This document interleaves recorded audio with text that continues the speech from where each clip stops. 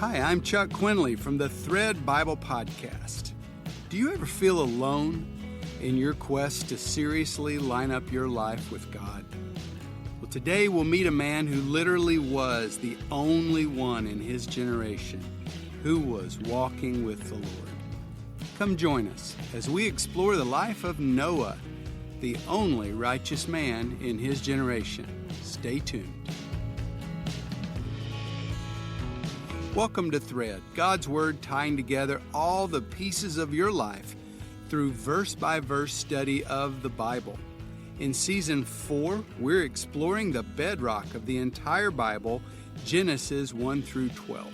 Season 4 of the Thread Bible Podcast is brought to you by MediaLiteOnline.com. And MediaLite is offering its most popular course now for free. Deepen your ability to communicate hope to others and learn to unlock the creative potential buried within your mobile device. We'll teach you how to use social media to spread the gospel without sounding preachy or self-righteous. You can speak for God, even if you don't see yourself as a Bible teacher. All this available for free at MediaLiteOnline.com. All right, we're back. And we're back to discuss in this episode the calling of Noah. We're about to enter the story of Noah, and I want to point out a few things before we do. First of all, although we're about to read a lot about Noah, these 4 chapters, Genesis 6 through 9, are not a revelation about Noah, but a revelation about Yahweh and his relationship toward humans and the earth. In this story, this engagement with Noah, God reveals his heart and his will to all of us. And the second thing I want to point out is that when we reach Genesis chapter 6, we enter a major break in the narrative of the Bible story, especially these foundational chapters of Genesis 1 through 12. Once you hit chapter 6, we are passing into a new phase in God's relationship toward humans. And we'll encounter a new word for the very first time, and that word is covenant. Covenant will become the new basis for God's future relationship with humans and with all other life on the planet. So that's where we're headed, and let's jump right in. Let's start in verse 9. In most Bibles, there's a heading at the top of verse 9, and you might have noticed this same kind of heading twice already, and it reads like this: These are the generations of Noah, and that's like a header. We've seen a formula like this in Genesis 2, verse 4, where it says, these are the generations of the earth. And Genesis 5, verse 1, these are the generations of Adam. But it's a little bit different because these 2 times use a different word, toldot, which you will see throughout. You'll see this formula. It's about the offspring of the one being written about, because God said when he created the world, be fruitful and multiply. So these are the headings used either to open or close the discussion of a particular person in the book of Genesis to show how or what they multiplied. Since God said, be fruitful and multiply, this is a way of showing what they did with that. What did they multiply in their lifetime? But in Noah's case, it's a different word, dorot, not toledot. And so it's not about what Noah multiplied. It's a discussion about the kind of people who were in Noah's generation. Who were the kind of people, what was the kind of people generated in Noah's era? Especially, what was the posture of that generation toward their Creator and toward living under authority from the Creator? And what we're going to learn about Noah in verse 9 is that he isn't like the people of his generation. He's unique.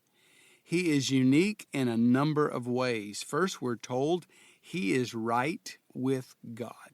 He was a righteous man, a man who is right, a man who is, other translations say, blameless. And he was, that same word blameless, he was perfect. But notice how it is said. He was perfect compared to his generation. He was perfect in his generation. And this, gives us a context by which to judge who is perfect. Not that he's absolutely perfect, but he's perfect compared with everyone around him. I mean, he's perfect compared to the entire social world in which he was embedded. And the word perfect, that's an interesting word too. It means completely integrated. And that's a way of saying that Noah's inside and his outside lined up. A lot of people would say they believe something inside. Well, I guess this is all of us. And yet your outside does not necessarily match it. But Noah's inside and outside, they were, as far as God's concerned, they were in alignment. He had a value system about Yahweh. And that value system lined him up. Throughout the Bible, and I've said this before, but I really want, it helped me to understand what God is looking for. And the main thing that God seems to be looking for throughout the Bible isn't moral perfection. We learn that we can't gain a relationship with him through our moral perfection. On the other side, we also happily learn that we will not lose our relationship with him due to moral imperfection. There may be huge consequences to our morally imperfect choices, but one of those consequences is not losing your relationship with the Creator. Now, we're going to learn later in this story that Noah is not a perfect man. He makes some really bad choices, and he is weak in some ways, but he is loyal. That's what God's looking for. Noah is loyal to the Creator. And that is what God seeks in humans. Noah is integrated. His loyalty produces a general pattern of obedience toward God. Noah has a restful submission underneath God's authority. The third thing we learn about Noah is, with God, Noah walked. That's how actually in the Hebrew, it's really an interesting sentence. It starts off with God, and then there's all the words of the sentence, and the last two words are Noah walked. And this is called fronting, because Hebrew is one of those languages, like Greek, where you can take a phrase or a word, and you can pull it completely out of the sequence, and you can stick it at the very beginning or at the very end of a sentence, and it does not confuse the sentence.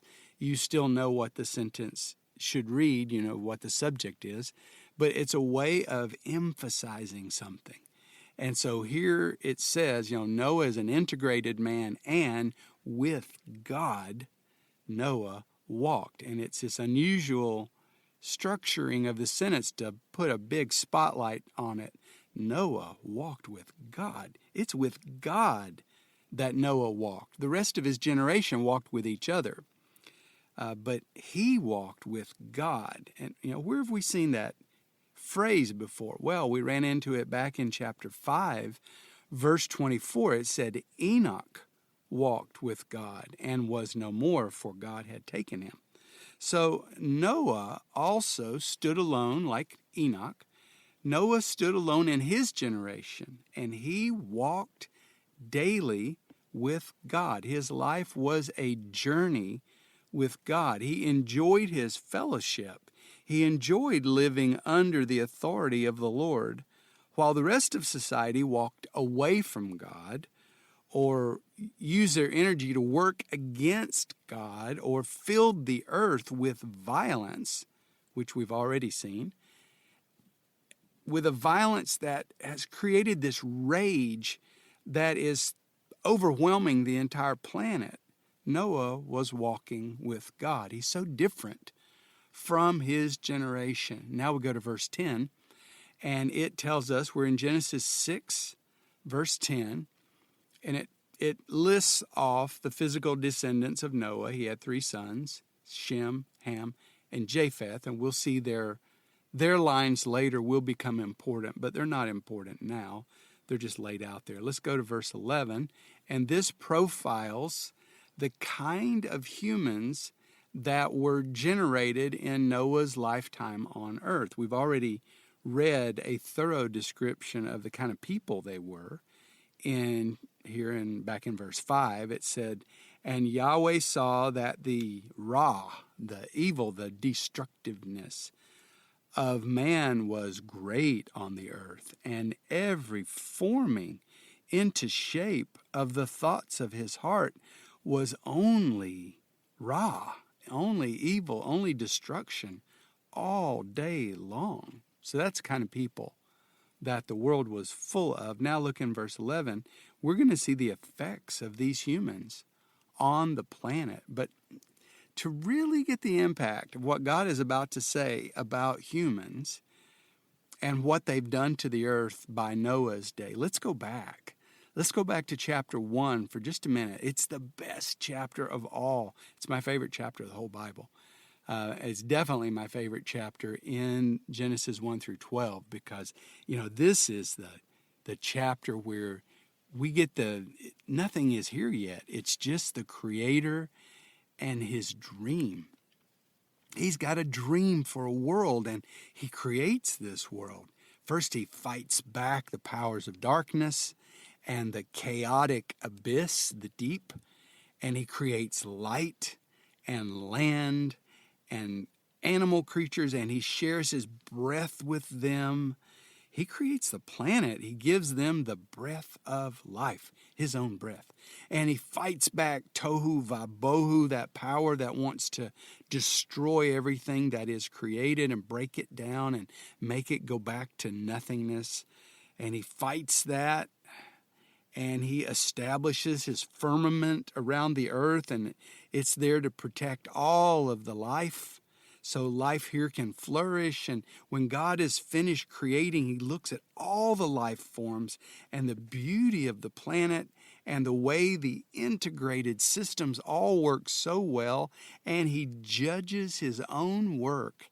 In chapter 1, verse 31, he says this, God saw everything he had made, and lo, it was very good. It was very tov. It was life-giving, positive, productive. It was all of that.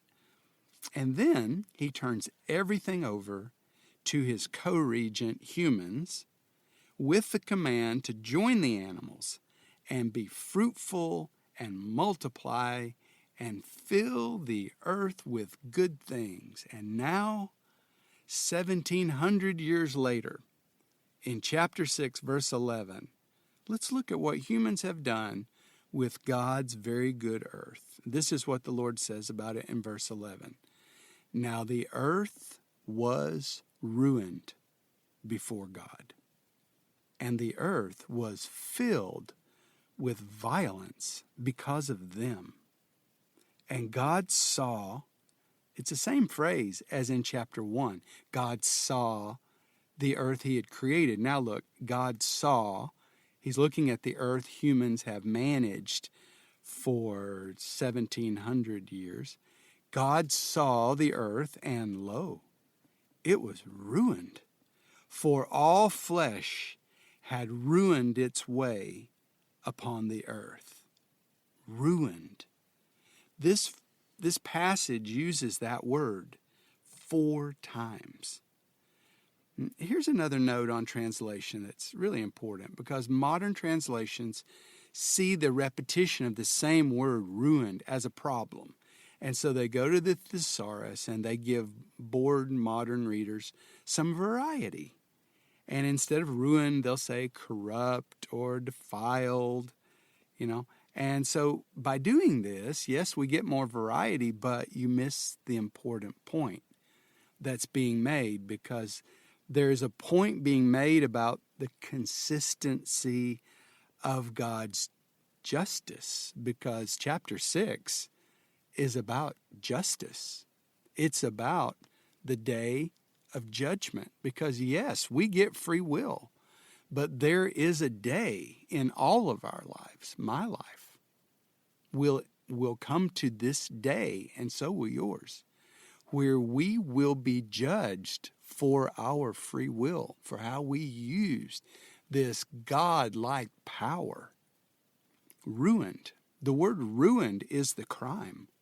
They have taken the very good, virgin creation that God has gifted to them, and they have ruined all of it. I looked up ruined in the dictionary. It means irreparably damaged and made useless. You know, it had to be useful to be ruined. And then you have to do something to it. And the thing you do has to be so drastic that it can't be fixed anymore. It isn't just damaged, it's irreparably damaged. You can't undamage it. You can't heal it. It has now been made useless. You know, the word God judges with is not the word they have soiled it, or they got it dirty, or, you know, they bruised it. It isn't what he said. He said they ruined all of it. They have ruined all of it. Think about it. Noah's is the generation that is unified in using their own immense giftedness and their authority as God's co-regents on earth to vandalize and to wound creation until it is now irreparably damaged. It can't be repaired. It is made useless. Repeatedly, God keeps saying this. They have filled it with violence. You know, filled means there's no room for anything else. The earth is now full. It is full of violence. Some translations use the word outrage. Like there's a rage that is out on the earth. It is boiling everywhere at the hands of a toxic generation that has finished now the defilement that other humans started centuries before, and 1,700 years of relentlessly toxic human presence has completely ruined the good earth. There is no safe place left where life can flourish unmolested. Ruined. Ruined is the crime, and ruined is the punishment also. That's why it's so important to leave this word alone. The Creator says, they have ruined the entire earth, and I will now ruin them.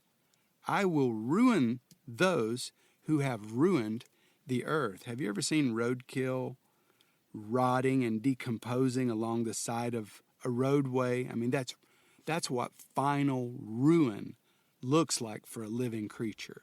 And that's what final ruin looks like for the human race of Noah's day.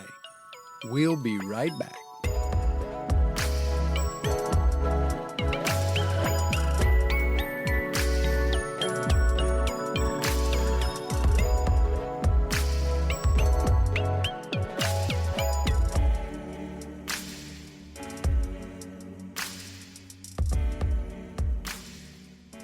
And then there's this little word. I want you to look again through the text of chapter 6 for that little word, lo, which many translations, again, simply just leave it out. And that's a pity, because it's a really important syntactic operator. That's what it's called. And I hope you'll always notice it from now on. It has a really important function.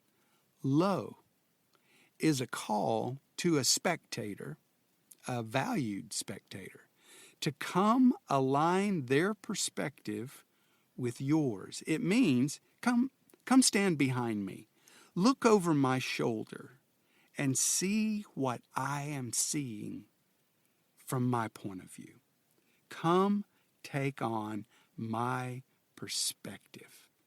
You know how often in the Bible the Creator calls, not to everybody, but usually to his chosen children, and he invites them to come take on his perspective so they can see things accurately and so they can have an understanding of what is really happening on the earth.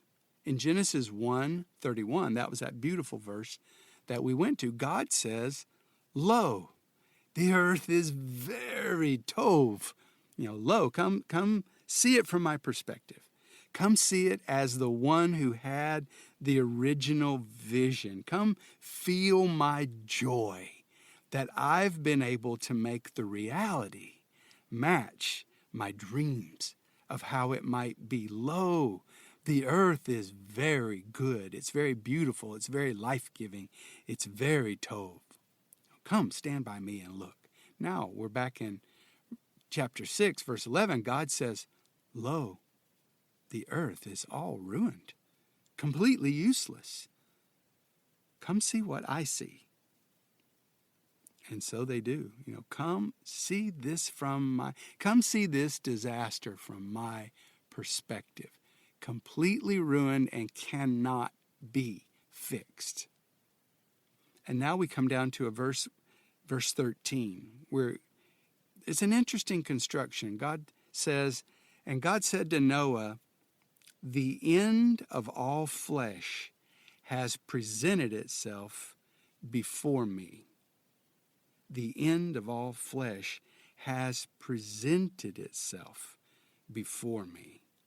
I want you to put that in quotes, the end of all flesh, because the way this is structured treats it like it's a policy folder that has worked its way through the official channels of government, rising slowly until it needs to be brought now before the great king for his final signature, so it can become enacted as law, and the wheels of government will make it happen. God says this policy, the end of all flesh, has presented itself now before me, for the earth is filled with violence because of them. It's like the fear that so many computer scientists have with artificial intelligence and with self-learning computers, because they're going to come to a point where the machines can create more machines like themselves without us, and a point where their intelligence surpasses our intelligence. And we already know what the machines will finally realize, that the problem of this planet, the one thing that causes crime and injustice and pollution and the rape of the environment, the ruining of this amazing, wonderful planet, the only place we have ever found life, and where life at any level can survive in the universe as far as we know. It's the only place, and the central problem for our entire planet and for all the life forms on this planet is clearly the human race. God says, the end of all flesh has presented itself before me, for the earth is filled with violence because of them. Lo, he invites Noah to come stand with him. See this situation from his perspective as the creator of this world and as its king. In verse 17, he says, "Lo, come stand right where I'm at. Look at what I see. Lo, I myself am bringing the flood, waters over the earth to ruin all flesh in which there is the spirit of life under heavens. All that is on the earth shall release its breath." We're the highest form of life, and yet we are the murderers. We are the human traffickers. We are the rapists. We are the violent. We are the lazy. We are the drunken. We are the corrupt. It's the humans, not the cockroaches. They eat the garbage we throw out. It's the humans. God made us, but when He made us without breath. We are born without breath. And then He loans us His own breath. This is His way of seeing it. I loan you my life spirit, and you breathe it in. It's the first thing you do when you come out of the womb. And you breathe it in and out day and night, always one breath, just one breath away from death. Because the Creator is sustaining our life, giving us the chance to use our free will to bless the earth. And now the earth is ruined. It is irreparably damaged and made useless. I want to read you a quote from Jordan Peterson. He has a lot of really good insights, I think. And this is what I heard him say. I do believe that the most appropriate way to conceptualize the nature of human experience is as a battle between good and evil. I believe the fundamental doctrine that each individual is a center of creation. I believe that to be literally and metaphorically true, and I also believe that each of us participate in the process of transforming what could be into what is, in that we do it as a consequence of our own ethical actions, and that we shape the world as a consequence of that. I see a deep malevolence and bitterness in the human, dark and terrible. And yet, I believe there is a light at the bottom of it. You know, why do we study Genesis 1 through 12? We're studying it because the creation story is told as a way of describing our own individual experience in this life.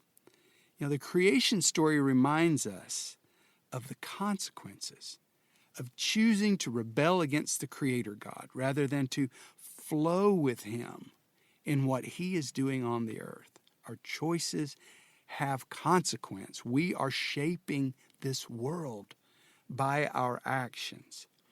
You know, in the story of Noah, the chapter of Noah, it's a big deal. Noah's is the story about justice and grace and the importance of obedience from those who have been shown grace.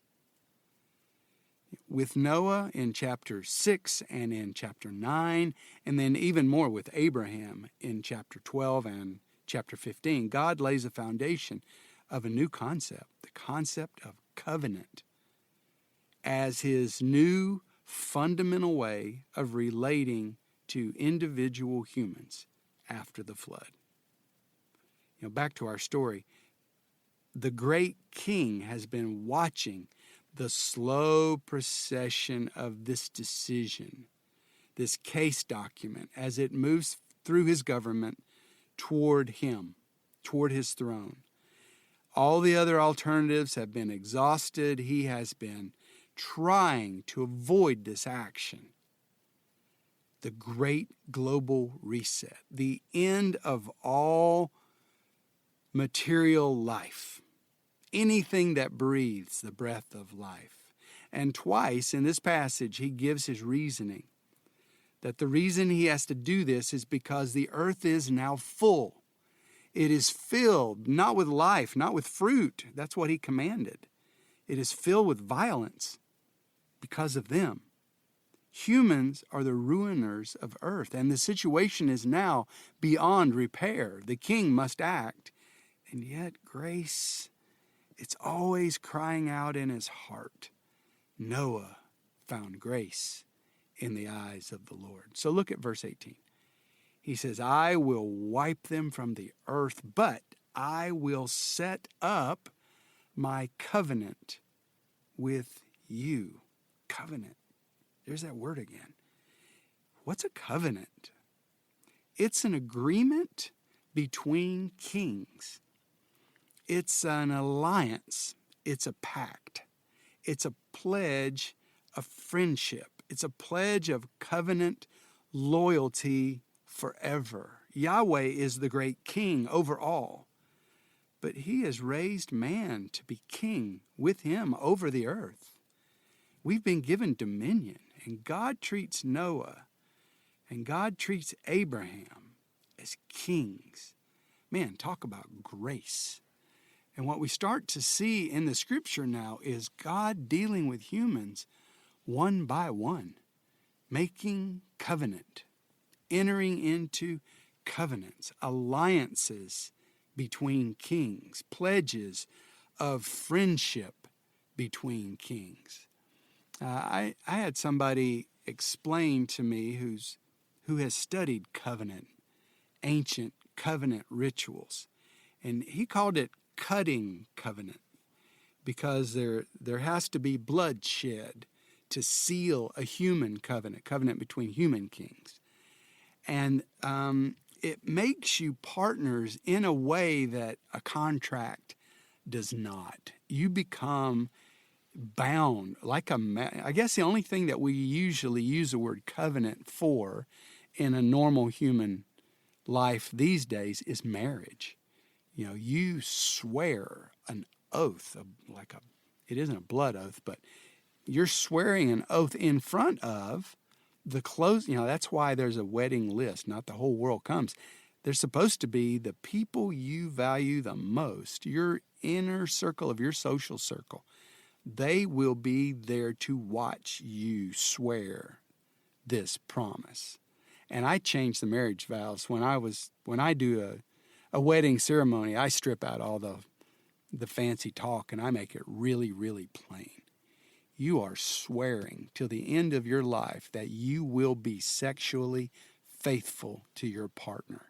You are swearing that in front of all of us, and we are here to hold you to that promise. You are swearing that you will bring your best self to them. You will be loyal to them in good times and bad times. You will put them above all other human relationships. Do you swear that in front of all of us? That's a wedding. And you can get rid of every other thing in the ceremony, because the unity candle and all this other stuff that we've added, it's like, that's just confusing in a lot of ways. This vow is the heart of it. And if you keep this vow, this is where happiness comes from in life. And if you break this covenant vow, this is where all the pain comes from in life. And as God goes forward from this point on with Noah, he does it on the basis of a covenant. And when you've entered into a covenant with a partner, this is not just another friendship.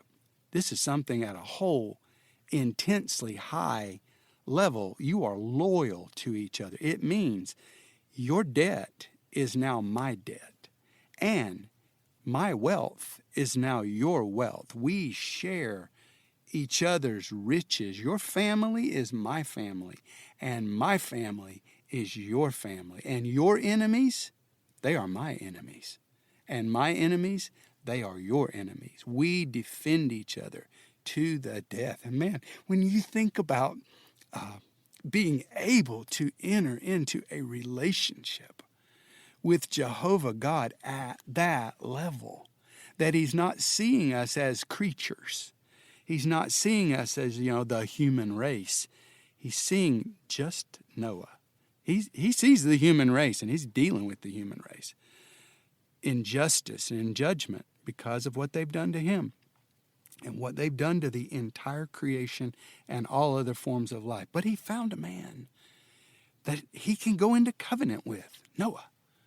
And so he does. It's beautiful. And the thing about covenant that's so beautiful also is that God's covenant with Noah brings salvation to his family. It's a doorway. It's like this wide open gate. It's their ticket to survival when God brings the flood. He has covenant not with every one of them. He's got a covenant with Noah. But because of Noah, the door is open for all of them. They get to enter also. They're available. God wants covenant. He wants to make covenant with each of us. And this covenant with Noah opens the door for a covenant with everybody that's connected to him. He becomes a gateway. It's a beautiful idea. And so God now in this passage turns to Noah to tell him to get prepared. And this is the longest speech in the book of Genesis so far. It is God's unbroken monologue, mainly because he's going to give a lot of detail about how to prepare this new item because of his covenant. He said, I'm going to make a covenant with you. I'm going to make a covenant with you. And because of that, you've got to make something. It's something you've never seen before, probably. And it's a word it's a strange word. Make yourself an ark. I mean, how many times have you used the word ark? Well, even in the Bible, it's used now. Noah, go make one. And then it's used for Moses as a baby. His mother made an ark and put him in it and stuck him among the crocodiles in the Nile River. And it's used of something that God tells Moses to make an ark. And we'll talk about all this again in just a minute. Make for yourself an ark of cypress wood or an ark of gopher wood, and pitch her with pitch. With nests will you make the ark. Some translators change nests to rooms, but when you do that, you miss the coziness. I mean, think about a nest. The ark was salvation. It was to be filled with nests, big ones, small ones, for all the life forms on earth. Ark. It's a new word. And we're not told what it is, but the Creator describes it in detail. And this ark thing is the biggest thing Noah has ever seen. I mean, it's humongous. It took him 100 years to build it. It was so large. The ark. Verse 19. The ark is a mobile Garden of Eden. It's a God-given sanctuary where no one can do you harm. It's a sacred place where man and animals are safe. And God told Noah, build an ark. And Moses' mother built an ark, a safe place, and put Moses in it in the Nile River, such a dangerous place, such a dangerous thing to do. And in the centerpiece of the temple, God tells Moses as he grows up, build another one. Build an ark, and in the ark we're going to hold the covenant. The covenant I'm going to make with the nation of Israel, the descendants of Abraham, the family, one family, Abraham's family. And it will be the centerpiece of the temple, the ark, the sanctuary, the place, the mobile Garden of Eden. You know, arks are always mobile.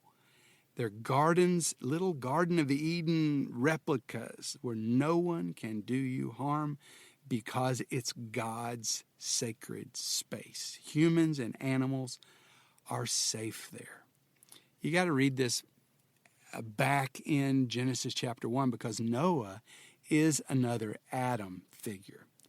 Noah here in this story, God's going to deal with him again. He's going to have an agreement with him again, just like with the first Adam. And Noah, just like the first Adam, is going to exercise his dominion over the animals, and he's going to do that for their common good. And all the animals are going to be under Noah's dominion. And we'll see a repeat in creation language. When God tells Noah, like here in verse 20, he talks about things that fly and things that dart and things that go on the ground. You know, it's a repeat of that Genesis 1 language. And he says, go gather. They'll come to you now. And go gather all these things that were so important to me in creation. And verse 21, be sure you bring food for everyone. And be sure you bring extra animals from those species designated as clean for making sacrifices, because we need to make a covenant. And for a covenant, there must be blood. And this is God's preparation, beginning to sow seeds in the minds of humans about a special blood that must be shed. And that's going to lead us ultimately right to Jesus. And we come to the end of chapter 6, the preparation for the flood. And we're in verse 22, the last verse of the chapter. Such an important chapter. And yet it ends on an awkward sentence. 2 sentences, actually. And this is what it says. So Noah did, period. According to all that God commanded him, so he did, period. Many translators, even in ancient times, just delete one of the so Noah dids, and then that makes the sentence neater.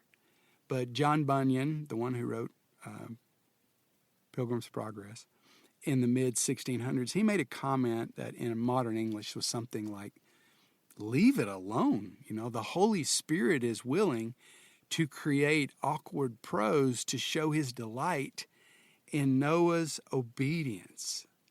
So we leave it the way it was. So Noah did, according to all that God commanded him, so he did.